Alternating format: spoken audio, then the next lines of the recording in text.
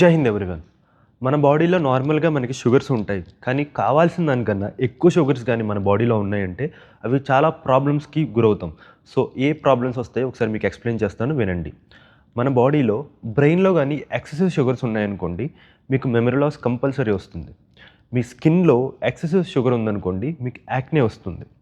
మీ టీత్లో excessive sugar ఉందనుకోండి, మీకు cavities వస్తాయి.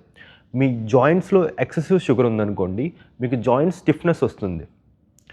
మీ బ్లడ్లో ఎక్కువ షుగర్ ఉందనుకోండి, మీకు డయాబెటీస్ వస్తుంది. మీ గట్లో ఎక్కువ షుగర్ ఉందనుకోండి, మీకు ఇన్ఫ్లమేషన్ వస్తుంది. మీ లివర్లో ఎక్సెసివ్ షుగర్ ఉందనుకోండి, మీరు ఫ్యాటీ లివర్కి గురవుతారు. మీ మూడ్లో ఎక్కువ షుగర్ ఉందనుకోండి, మీరు యాంగ్జైటీకి గురవుతారు. సో మన బాడీలో మనకు కావాల్సిన దానికన్నా ఎక్కువ, అంటే ప్రతిదీ ఒక లిమిట్ ఉంటుంది. ఆ లిమిట్ని దాన్ని మనం ఎక్సెసివ్గా తీసుకున్నామంటే ఖచ్చితంగా ప్రాబ్లమ్స్ గురవుతాం.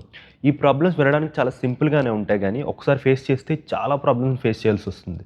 సో మన బాడీకి ఎంత కావాలో అంతే లిమిట్గా ఇవ్వండి. అది వర్కౌట్ అయినా, ఫుడ్ అయినా, రికవరీ స్లీప్ అయినా, ఇలాంటి షుగర్స్ అయినా, ఏదైనా ప్రతిదానికి ఒక లిమిట్ అంటూ ఉంటుంది. ఆ లిమిట్ వరకు ఇవ్వండి. Thank you.